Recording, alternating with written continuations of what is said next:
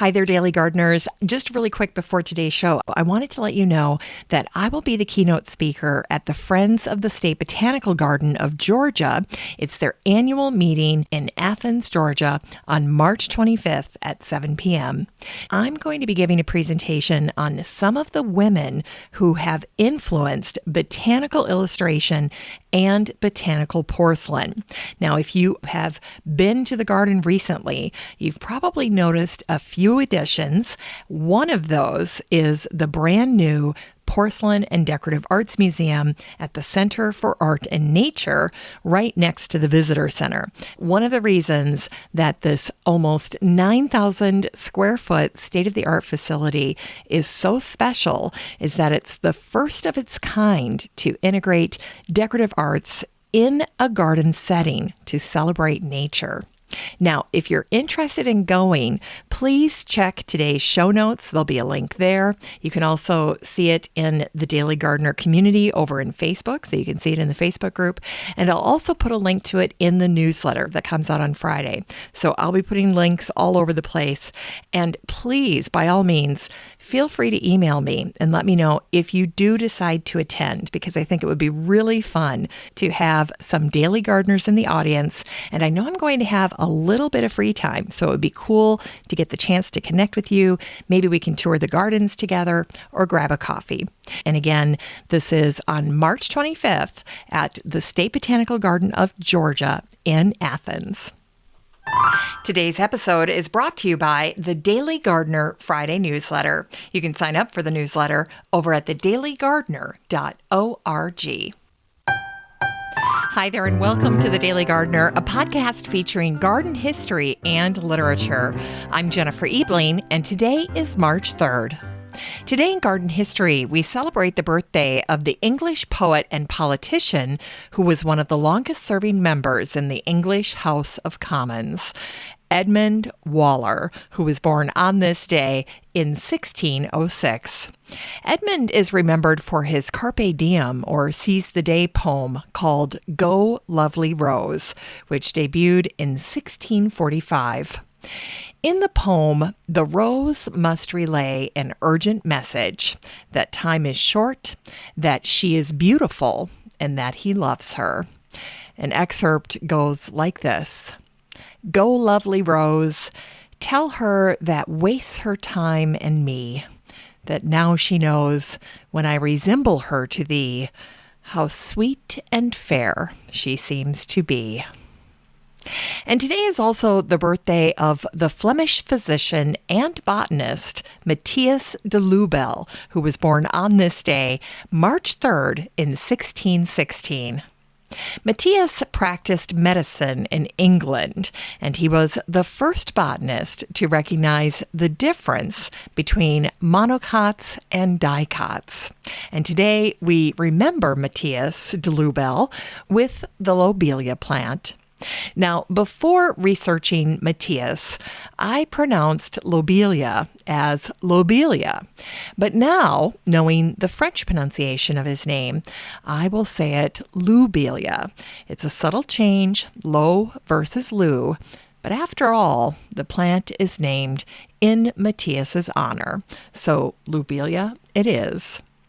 Now, for as lovely as the lobelia is, the common names for lobelia are terribly unattractive. They include names like asthmaweed, bladderpod, gagroot, pukeweed, vomitwort, and wild tobacco. That's actually the least offensive name in my book. But these common names for lobelia reflect the fact that lobelia is very toxic to eat. Now, despite its toxicity, lobelia is one of the sweetest looking plants for your summer containers.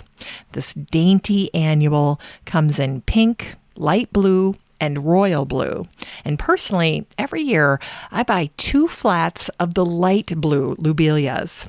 But no matter the color that you choose, lobelias are a favorite of pollinators. Those delicate blossoms frequently host bees, butterflies, and moths, which only adds to their charm. And today we wish a happy heavenly birthday to Muriel Wheldale Onslow. The English biochemist was born on this day, March 3rd, back in 1880. She researched flower color inheritance and pigment molecule biochemistry. Muriel married a fellow biochemist named Victor Onslow. Victor was actually the son of royalty. His dad was the 4th Earl of Onslow. When Victor was a student at Cambridge, he was paralyzed from the waist down after diving off a cliff into a lake. But it didn't matter to Muriel. And even though they were married for only a little over 3 years before Victor's untimely death, Victor and Muriel's love story was one of mutual admiration and respect. When Muriel recorded her memoir of Victor, she wrote that he was a man of amazing courage and mental vitality, and that he was an inspiration to their peers in biochemistry. Muriel worked with snapdragons, which happened to come in a range of flower colors, including green. There's also red, orange, yellow, white, purple, and pink, and now even bicolor and speckled. But they were the perfect flower for Muriel's work, and her coloration research resulted in 4 major papers on snapdragon color inheritance, and those papers gained Muriel worldwide recognition. In 2010, the Royal Institution in England sponsored a play about 4 female biochemists. One of those women was Muriel Onslow, and the name of the play was Blooming Snapdragons. Snapdragons, or Antirrhinum majus, their Latin name, are a beloved cottage garden flower.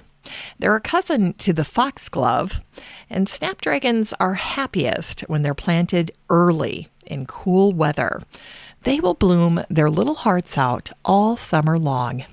Then if you cut them back in August, you might get lucky and get a second flush of color in the fall. Cross your fingers.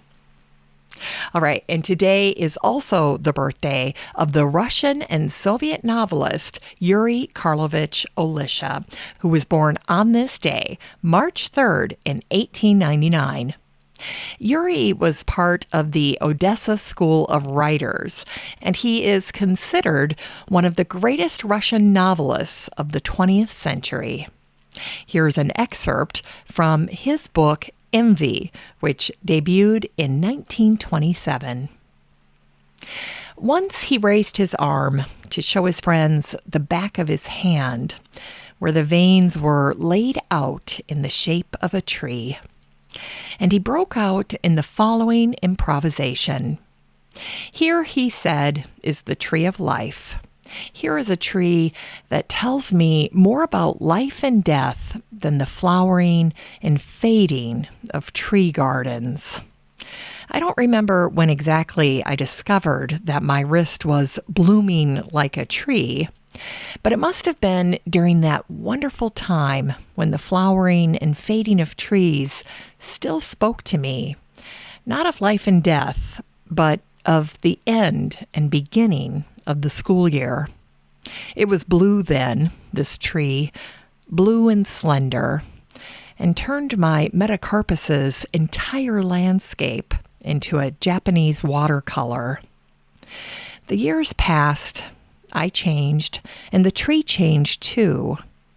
It became gnarled and reddish-brown, and therein lay its strength. But now, my friends, how decrepit it is, how rotten. The branches seem to be breaking off. Cavities have appeared. It's sclerosis, my friends. And the fact that the skin is getting glassy and the tissue beneath it is squishy. Isn't this a fog settling on the tree of my life? The fog that will soon envelop all of me. It's time to grow that garden library with today's book, Terrain by Greg Lemkuhl. This book came out in 2018, and the subtitle is Ideas and Inspiration for Decorating the Home and Garden. And yes, in case you're wondering, this is the same terrain as in the historic nursery set in southeast Pennsylvania, and Greg happens to work for Terrain.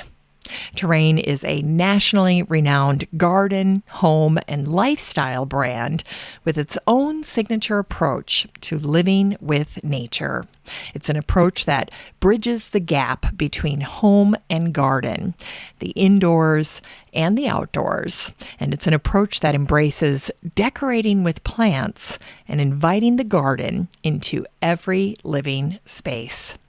And it's that blurring of the outdoors and the indoors that makes this book such a delight for gardeners. This book is loaded with gorgeous photos for ideas, projects, tips, and applications. There are tons of ideas for flower arranging that go way beyond simple bouquets. You'll learn to use branches and wild natural elements like a pro. And those are great skills to have if you're trying to bring nature indoors. There are also beautiful container gardens, wreaths for all seasons, preservation tips with glycerin, forcing branches, perfect for this time of year, decorating with natural elements, and so many doable, gorgeous ideas for every season of the year. This book is a whopping 400 pages of a masterclass on decorating with nature and bringing the best of the garden indoors.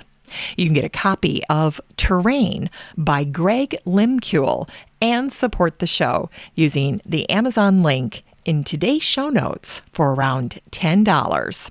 But hurry if you want a copy at that price, because those used copies go quickly.